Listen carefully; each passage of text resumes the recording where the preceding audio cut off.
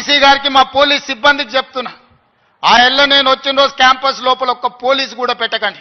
ఏ విద్యార్థులు ఏ నిరసన అయినా తెలపనియండి, నిరసన తెలిపే స్వేచ్ఛ కూడా వాళ్ళకి ఇద్దాం. అరెస్టులు అసలు అరెస్ట్ చేయమని చెప్పి ఈ రోజు అరెస్టుల పర్వం నడుస్తా ఉన్నది.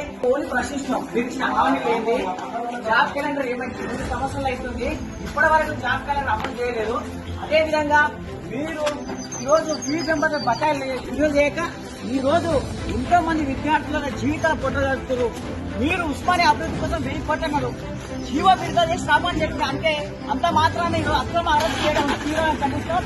ఖబర్దార్ రేవంత్ రెడ్డి, గుర్తుపెట్టుకో, మరి డిమాండ్లను ఈ రోజు విడుదల చేయకుండా పోతే మాత్రం వెంబడిస్తామని మేము టీఆర్ఎస్ విద్యాలయాన్ని డిమాండ్ చేస్తున్నాం.